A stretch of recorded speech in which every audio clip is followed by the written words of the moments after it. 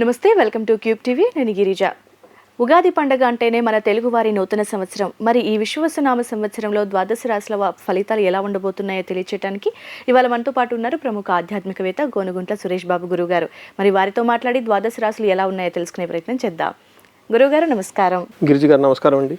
గురుగారు, last but not least కదా, so మీన రాశి వారికి విశ్వవసనామ సంవత్సరంలో ఓవరాల్గా ఏ విధంగా ఉండబోతుందంటారు, ఒకసారి తెలియజేస్తారా?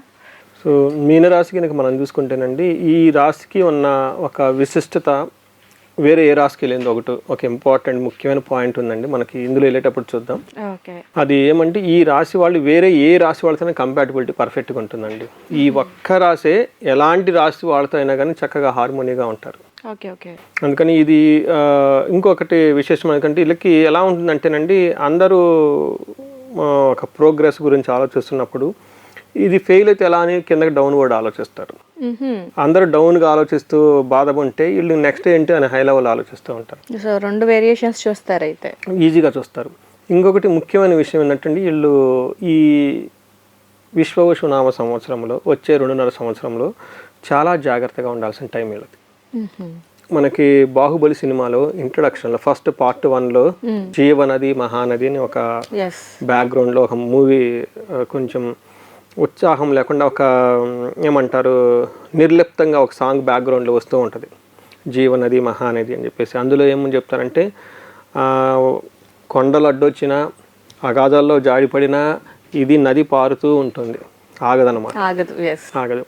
ఇలా నది పారి పారి పారి కొంతకాలం అడ్డొచ్చిన రాళ్లే ముత్యాల్లాగా అయిపోతాయి అంట, పిల్లలు ఆడుకునే స్మూత్గా అయిపోతాయి అంట. అలానే ఎందుకు చెప్తున్నామంటే ఈ విషయం, మీన రాశి వాళ్ళకి ఏలినాటి శని సెకండ్ స్టేజ్లోకి వెళ్తూ ఉన్నారు. ఇది ప్లస్ వేరే గ్రహాలు కూడా వీళ్ళకి సహకరించట్లేదు. అంటే ఒక టఫ్ అయిన సిచ్యువేషన్లోకి వీళ్ళు ఎంటర్ అవుతూ ఉన్నారు.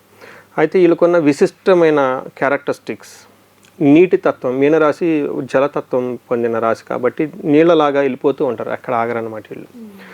రెండోది, వీళ్ళు ప్రతిదాన్ని ఒక క్రైసిస్లోనే ఆపర్చునిటీస్ చూసుకుంటూ ఉంటారు. ఒకవేళ ఈ ఆపర్చునిటీ మిస్ అయితే నెక్స్ట్ క్రైసిస్ ఏంటని కూడా ఆలోచిస్తూ ఉంటారు. కాబట్టి వీళ్ళ యొక్క మనస్తత్వం, వీళ్ళ యొక్క రాశి తత్వము, వీళ్ళ యొక్క జీవనదిలాగా ఇప్పుడు వెళ్ళిపోతూ ఉంటారనమాట.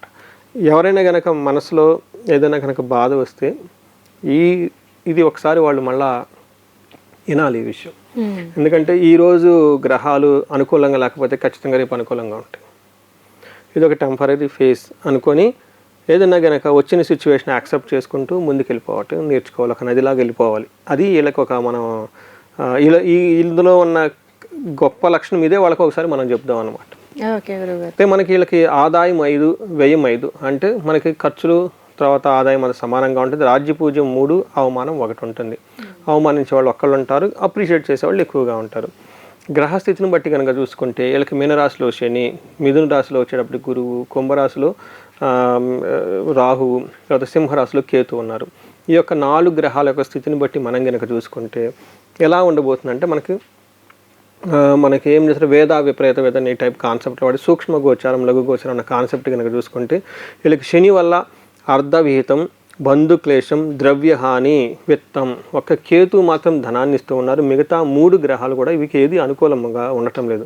అందులోని శని జన్మస్థానంలో ఉండటం వల్ల అది అంత యోగ్యతనివ్వదు. 4వ ఇంట్లో గురువు వచ్చేప్పటికి బంధువులకు గొడవలయ్యే అవకాశం ఎక్కువగా ఉంటుంది. 12వ ఇంట్లో రాహు ఉండటం వల్ల అనవసరమైన దుబారా ఖర్చులు అయ్యి మానసికంగా అశాంతిగా ఉంటారండి వీళ్ళు. ఫస్ట్ హౌస్లో శని ఉంటే ఏమవుతుంది, వీళ్ళు ఫస్ట్ హౌస్లో శని ఉండి 3వ ఇంటిని 10th హౌస్ని చూస్తూ ఉంటారు అనమాట. ప్రొఫెషనల్ మ్యాటర్స్లో ఎంత కష్టపడినా కానీ వీళ్ళకి లాభం ఉండదు. అంటే నెక్స్ట్ లాస్ ఆఫ్ మనీ, కొన్నిసార్లు ఉద్యోగం కూడా కోల్పోతూ ఉంటారు, కొన్నిసార్లు ఉన్న ప్లేస్ని వదిలేసి వేరే ప్లేస్లో కూడా వెళ్ళిపోతూ ఉంటారు అనమాట. అయితే తోబుట్టువులతో మంచి సపోర్ట్ వస్తుంది ఈ టైంలో. అయితే వీళ్ళకి శని ఫస్ట్ హౌస్లో ఉండటం అసలు ఏమవుతుందంటే తేజోహాని, వీళ్ళల్లో అప్పటిదాకా ఒక బ్రైట్నెస్, ఒక కరిష్మా ఉంటుంది, అది పోతుంది, ఒక మెచ్యూర్డ్ లుక్ వస్తుంది వీళ్ళకి.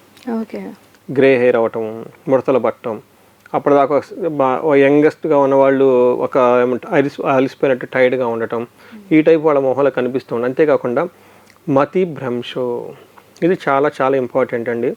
నేను పర్సనల్గా ఎక్స్పీరియన్స్ అయ్యాను, నాతో పాటు వాళ్ళు ఎవరైతే చూస్తున్నారో, నేను కూడా చాలా కాల్స్ అన్నీ చూస్తూ ఉంటాను అనమాట. ఎందుకంటే ఏలినాటి శని, అష్టమ శని, అర్ధాష్టమ శని ఎక్కువ వస్తాయి కాల్స్. నెక్స్ట్ అది ఎక్కువ అష్టమ గురువు కాల్స్ కూడా ఎక్కువ వస్తూ ఉంటాయి. కాల్స్ వస్తే దాదాపు 10 కాల్స్లో 6-7 కాల్స్ వీటికి సంబంధించినవి ఉంటాయి అన్నమాట. అందులో మతి భ్రంశం ఏమవుతుందంటేనండి, శని ఫస్ట్ 2.5 సంవత్సరం కుడి భుజం మీద ఉంటారని చెప్తారండి. ఒక మనిషి ఇక్కడ కూర్చుంటే ఎట్టైనా ప్రాబ్లమే, అంత ఫాస్ట్గా వెళ్ళాం. రెండో స్టేజ్లో అదే శని తల మీదకి వస్తారని చెప్తారు. ఎప్పుడైతే తల మీద శని వస్తారో చేయాల్సిన సింపుల్ పనులు కూడా మనం చేయలేం. ఓకే, అంటే ఒక హెవీగా బర్డన్గా ఫీల్ అయిపోతుంటారు అన్నమాట. అందుకని మతి భ్రంశం, ప్రాపర్గా డెసిషన్ తీసుకోలేం. మా ఒక ప్లానింగ్ కన్ఫ్యూజింగ్గా ఉంటుంది. ఆ ప్లానింగ్ నెక్స్ట్ డేకి ఇంకొక ప్లానింగ్ పెట్టుకొని వస్తారు. కొన్నిసార్లు అసలు ప్లానింగే లేదు, ఓకే లెట్ ఇట్ గో అన్నట్లు ఉంటారు అనమాట. అంతేకాకుండా మనస్పీడ, మనసులో చాలా బాధగా ఉంటుంది. రోగాలతో ఎక్కువగా సఫర్ అవుతూ ఉంటారు. అంతేకాకుండా బంధువైరం, బంధువులతో గొడవలు ఉంటాయి. అంతేకాకుండా వ్యసనం, దురలవాట్లకు కూడా చాలా అవకాశం ఎక్కువగా ఉంటుంది. అందుకని చెప్పేసి వీళ్ళు చాలా జాగ్రత్తగా ఉండాలి. చాలా ఆధ్యాత్మిక చింతనలతో ఎక్కువగా ఉండాల్సిన అవసరం వీళ్ళు రాశి వాళ్ళకి చాలా చాలా ఎక్కువగా ఉంది. గురువు వీళ్ళకి 4వ ఇంట్లో ఉండటం వల్ల 8th హౌస్ 12th హౌస్ని చూడటం వల్ల ఇది కూడా ఒక మంచి పొజిషన్ కాదు. అయితే హెల్త్ విషయంలో చాలా కంఫర్టబుల్గా ఉంటారు. ఖర్చు పెడుతూ ఉండే డబ్బులు శుభకార్యాల గురించి ఖర్చు ఎక్కువ పెడుతూ ఉంటారు. ఇల్లు కొనుక్కోవటము, లేదంటే ఏదన్నా వీటికి సంబంధించిన విపరీతమైన ఖర్చులు చేస్తూ ఉంటారు. 4th హౌస్లో గురువు ఉంటే ఏమవుతుందంటే ఇది నాట్ మంచిది కాదండి. ఇది యాచన బుద్ధి. అప్పటిదాకా వీళ్ళు ఒక డిగ్నిటీగా ఉన్నవాళ్ళు ఈ టైంలో ఫస్ట్ టైం నోరు తెరిచి నాకు ఇది కావాలి అని అడుగుతారు. జాబ్ లేదు, జాబ్ ఇవ్వండి, డబ్బులు ఇవ్వండి, నాకేం చేయాలో అర్థం కావట్లేదు, దిక్కు చూడట్లేదు, హెల్ప్ చేయండి. ఈ టైప్ సిచ్యువేషన్స్కి వచ్చేస్తాయండి. లేదంటే అప్పులు చేస్తారు. ఆ అప్పులకి వడ్డీలకి మళ్ళీ అప్పులు, వాళ్ళేం గొడవ చేస్తూ ఉంటారు. ఎవరో ఒకరు ఎంత ఇస్తారని అడుగుతూ వెళ్ళిపోతుంటారండి. సో ఇదొక అదేమంటారు యాచన బుద్ధి అంటే ఆ టైప్ వచ్చేస్తుందండి. చాంచల్యం, మారిపోతూ ఉంటుంది మనసంతా. తేజోహాని, ధన వ్యయం, దేశత్యాగం, కలహం. వాళ్ళు అప్పటిదాకా ఉన్న 10 ఏళ్ళు 5 ఏళ్ళు బాగా ఎస్టాబ్లిష్ ఒక ప్లేస్లో ఒక ఊళ్ళో ఉంటే దాన్ని వదిలేసుకుని పోయి వేరే చోటకు రావాల్సిన పరిస్థితి వస్తుంది వీళ్ళకి. అంతేకాకుండా గొడవలు పడే అవకాశం కూడా ఎక్కువగా ఉంటుంది. అంటే వీళ్ళకి శని బాగలేరు, గురువు బాగలేరు. కాబట్టి ఈ రాశి వాళ్ళు చాలా చాలా కేర్ఫుల్గా ఉండడం ఎంతైనా అవసరం. 12వ ఇంట్లో రాహు ఉండటం వల్ల అగైన్ దారిద్ర్యం, ధననాశనం, నేత్రపీడం, రిపో భయం, కార్య విఘ్నం చ ప్రవాసం చ ద్వాదశస్త్రో యథాఫణిహి అని మనకు చెప్తారు. 12వ ఇంట్లో కనుక రాహు ఉంటే ఏమవుతుందంటే కార్య విఘ్నం, ఏ పని చేసినా ఆటంకాలు చాలా వస్తుంటాయి. ప్రవాసం, ఫారిన్ వెళ్ళే వాళ్ళకి అవకాశాలు ఎక్కువగా ఉంటుంది. ఇది ఒక బెస్ట్. ఫారిన్ కనుక ఎవరైనా కనుక వెళ్ళాలనుకుంటే ఈ మీన రాశిలోకి చాలా ఆపర్చునిటీస్ వస్తాయి. జనరల్గా కొంతమందికి మాకు వద్దండి, మేము ఇక్కడే ఉంటాం, ఇలాంటి వాళ్ళకి చాలామంది అమెరికా నుంచి అటు ఇటు వీసాలు, H1 వీసాలు, గ్రీన్ కార్డులు ఇవన్నీ ట్రంప్ వచ్చిన తర్వాత కొంచెం ప్రాబ్లమాటిక్గా ఉంది. నాకు చాలామంది ఫోన్లు కూడా చేస్తూ ఉంటారు. వాళ్ళు అక్కడే ఉండాలి, ఇక్కడికి రాకూడదు అనుకుంటారు. అలాంటి వాళ్ళకి మంచిది కాదు, ఎందుకంటే ఉన్న ప్లేస్ నుంచి బయటకు వచ్చేస్తారు. కొంతమందికి ఇక్కడ ఉన్న వాళ్ళు అక్కడికి వెళ్ళాలనుకుంటారు, వాళ్ళకి మళ్ళీ కలిసి వస్తుంది. ఓకే, ఇక్కడ నుంచి వెళ్ళే వాళ్ళకి ఉంది లెక్క, అక్కడ నుంచి ఇటు వచ్చే వాళ్ళకి లేదు, వాళ్ళు అక్కడ ఉండడానికి కుదరదు. అందుకని వాళ్ళు చూసి కొంతమంది గవర్నమెంట్ జాబ్లో ఉన్న వాళ్ళు అక్కడ ఆ ప్లేస్లో చక్కగా హ్యాపీగా ఉంటారు. వాళ్ళు మళ్ళీ వేరే చోటకి వెళ్ళాలనుకుంటే వద్దండి మేము కంఫర్టబుల్గా ఉన్నా ఉంటారు. కొంతమంది అబ్బాయి మా భార్య వాళ్ళంతా పిల్లలంటే అక్కడ ఉన్నారని ఇక్కడ అల్లాడిపోతున్నారని నేను పోవాలనుకుంటారు. అందుకని చెప్పేసి ఆ సిచ్యువేషన్ బట్టి అది మంచి అనుకోవచ్చు, చెడు అనుకోవచ్చు. బట్ ఓవరాల్గా చూసుకుంటే ఫైనాన్షియల్గా స్ట్రగుల్ అవుతారు, ధనానికి స్ట్రగుల్ అవుతూ ఉంటారు, ఇబ్బందులు పడే అవకాశం చాలామంది ఎక్కువగా ఉంది. కాబట్టి ఈ విషయాన్ని గమనించుకొని ఈ మీనరాశి వాళ్ళు కొంచెం జాగ్రత్తగా పరిహారాలు చేసుకుంటూ ఉంటే ఈ విషయాన్ని గమనించుకొని స్లోగా వెళ్ళాలండి, లైఫ్లో బాగుంటుంది. సో మరి మీనరాశి వాళ్ళు అంటే వాళ్ళకి శని స్టార్ట్ అవుతుంది కాబట్టి సో శని అంటేనే తెలుస్తూ ఎలా ఉండబోతోంది పరిస్థితులు అనేది. సో ఈ ఏడాదికి సంబంధించి ఎలాంటి పరిహారాలు చేసుకుంటే మంచిది అంటారు? మరి వీళ్ళకి పరిహారాలు చాలా ఎక్కువ చేసుకోవాలండి. అన్ని గ్రహాలు పరిహారాలు చేసుకోవాలి వీళ్ళు. ఫస్ట్ శని పిప్పలాద స్తోత్రం ఉదయం సాయంత్రం చదువుకోవాలి.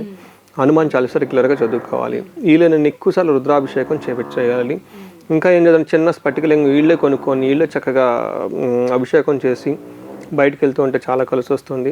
గురువుకి సంబంధించి మనకి గుంటూరు జిల్లా కోటప్పకొండ దగ్గర త్రికోటేశ్వర స్వామి టెంపుల్ ఉంటుందండి. ఇది వాళ్ళు రెగ్యులర్గా విజిట్ చేస్తూ ఉంటే బాగా కలిసి వస్తుంది.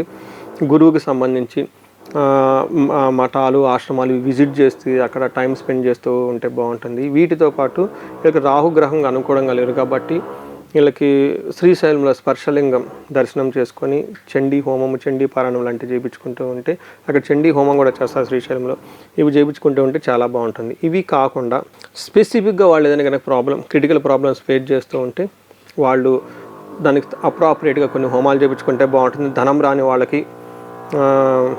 వాళ్ళకి కుబేర పాశుపత హోమం, పెళ్లి కాని వాళ్ళు ఎవరైనా కనుక ఉంటే వాళ్ళు ఒకసారి జాతకం చూపించుకొని కుజు దోషాలు లాంటివి ఏమన్నా ఉంటే వాటికి పరిహారాలు చేయించుకోవటం. తర్వాత కొంతమందికి ప్రమోషన్స్ బాగా వచ్చేసి ఒక హైఫై పొజిషన్లో కనుక ఎవరైనా కనుక ఉంటే వాళ్ళు లీడర్షిప్ నాయకత్వ లక్షణాలు కావాలనుకుంటే రాజశ్యామల హోమం ఇవి చేసుకుంటూ ఉంటే ఒక దీక్షలాగా చేస్తూ ఉంటే అన్నీ వీళ్ళకి కలిసి వస్తాయండి. అంటే ఇవి పెట్టే బాధల నుంచి ముందు తగ్గి, ఎప్పుడైతే బాధలు తగ్గితే ఆటోమేటిక్గా మనం ముందుకు వెళ్ళిపోతాం కదండి. సో ఇవన్నీ చేస్తూ ఉంటే బాగుంటుంది. ఓకే గురుగారు, సో మీనరాశి వాళ్ళకి సంబంధించి చాలా క్లియర్గా వాళ్ళ పరిస్థితులు ఎలా ఉండబోతున్నాయి, పొజిషన్ ఎక్కడి వరకు మారబోతుంది, చేయాల్సినటువంటి పరిహారాల గురించి కూడా చాలా చక్కగా తెలియజేశారు గురువుగారు. ధన్యవాదాలు. ధన్యవాదాలు.